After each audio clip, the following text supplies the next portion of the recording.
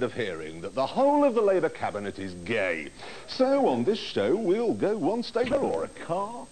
Today, Greek men devote their lives to just one thing: convincing the rest of the world that they're homosexual. Look at the evidence. Pretty well all the Greek millionaires made their money in shipping, which means sailors. Greek soldiers strut around wearing miniskirts and slippers with pom-poms on the top. Greek dancing is just an excuse for men to hold hands and have a bit of a cuddle. And Greece has only put 2 male singing stars onto the international scene.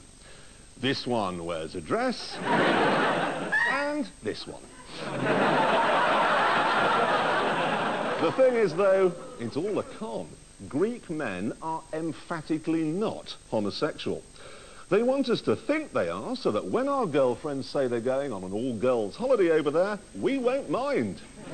Big mistake, chaps. You see, the girls get out there, and Christos strolls up to them, tells them his brother's got a fishing boat and that he can balance a table in his mouth, and twang. 1,000 G-strings will snap in unison. Oh, come on, girls, admit it. Come on. You've all been to bed with a Greek waiter. You have. Look at this, right? This is Greek men going about their business. But overhead, they can hear the unmistakable sound of a British holiday jet inbound from Luton. The reaction is instant. Ready? Look! That's why they don't make toasters. They're all in the departure lounge at the airport, complaining of a broken heart as they wave goodbye to some poor English wretch. Girls, for heaven's sake, this is Greece. They invented drama for this very reason. He's acting. As soon as your plane's off the ground, he'll be round to arrivals with a table in his mouth. And as you touch down in Luton with the embarrassing itch just starting to make itself felt, he'll be out for dinner with Donna from Donny. Look at him. Your eyes are like pools of moonlight. I love you. Would you like to go on my brother's fishing boat tomorrow? Yeah. This bloke's got so many women on his brother's boat, he's having to talk to them through a megaphone. I love you all. All your eyes are like pools of moonlight. The real nub of my problem with Greece, though, is their cooking, which I shall demonstrate for you now.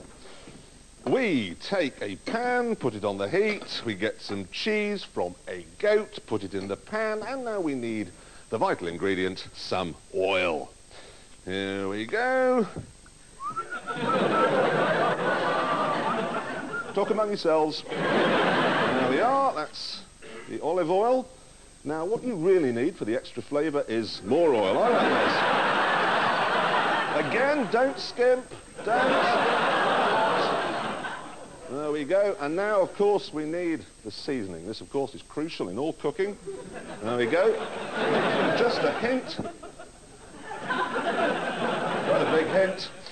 And there we are. Good, that's quite enough cooking. We take it out at this point. Oh, it's Greek cooking. Now, you take a vine leaf, drop the cheese in, wrap it up, and there we are. A Greek meal.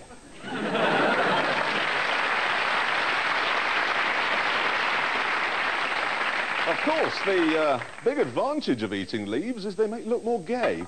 Now, to see whether I'm on the right track here, I'd like you to welcome my next guest. He's the boss of EasyJet, and he's Greek. Stelios Hadjianou. Hi, Stelios. How are you? Did I get the name right? Yes. Yes, but don't worry about the surname. Just call me Stelios. Stelios. Yes. Well, Stelios, something to nibble on. Jeremy, don't give up the day job. That's Greek cooking. No, it's not. Did I overdo the oil or not enough? Olive oil is good for you, not the other stuff. Do you like Greek food? Well, how do you think I put on all this weight? Well, by living in England, probably. Well, I spend most of my time in Luton Airport, and the only good food you can eat there is breakfast. Well, you could pop out of Luton Airport. Maybe you could pop down into a town. Well, you can pop down to Greece, maybe, on one of my jets, and then you'll get onto some good Greek food. You said if you plugged your airline, I'd tell them you lost my luggage. I'm really sorry about that. I'll tell you this, Stelios, okay? If you give me my luggage back, I'll give Greece the Elgin marbles back. Anyway, the other thing I've got to talk about with Greek cooking is this, which is, as I'm sure you know, retsina. Now, elsewhere in the world, okay, people marvel at the majesty of the grape. They love it, okay? Why do you have to mask it with pine tree pus? To be honest with you, I don't know the answer to that, but there are some very good Greek wines. Really? Yeah. What is this stuff for, though? Is it to scrape the oil off your stomach lining, or... Do you like it? Personally, I don't like retsina. I prefer traditional Greek wine without the pine resin, which is very nice. Okay. Greek restaurants. Not so much cordon bleus, cordon d'off. We've all been to them. Why do they have to have bouzouki playing, plate smashing, chap with a table in his mouth? Is it to kind of take your mind off the vine leaves? First of all, not every Greek restaurant is like that. The ones you've seen are probably the touristy ones. But there are some good ones that even I like to go from time to time. Breaking plates can be a lot of fun. It's in my theory, it's a stress management system. If you want to get some stress out of your system, you break some plates. You taught how to balance a table in your mouth? No, that's difficult. You need very strong jaws for that. Can you do it? No, not myself. No. You can't? Does your brother have a fishing boat?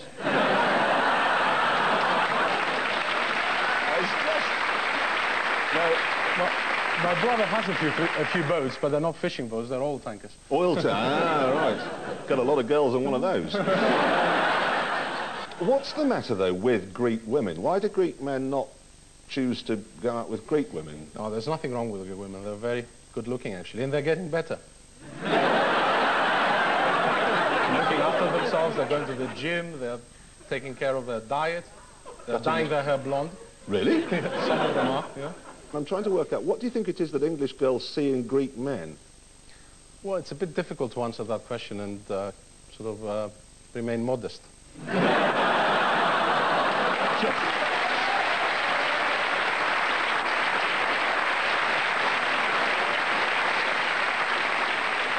don't know.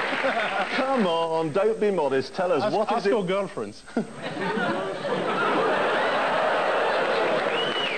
I have. That's the trouble. I have. When you go back to Greece, what is it you like when you get there? I think the weather is the main problem about this country, so any excuse to get out of here. The clean seas. You know, we have some Greek islands with lovely, crystal clear waters. And I do like the food, believe it or not. And what about the Greek people? They're fun-loving people. I mean, I like working in England because I think in this country things are a lot more professionally done. But in Greece, because people tend to be a bit more relaxed, it's more fun to be there. Does this siesta happen there? Some people do it, the older generation. But I mean, people can now get... Most younger Greeks don't wake up until midday anyway. And then have a siesta. And then an early night. OK, I think you've got a fairly clear picture of what we think of Greece. The other way round, what do the Greeks think of the British? Those who come into London, from my experience, think of the British as being slightly snobbish, stiff upper lip, that sort of a So broadly the image. same as we were being told last week from an Italian. I suppose. We've got to lighten up a bit. You do. Yeah. OK. Bear it in mind, ladies and gentlemen. Stelios!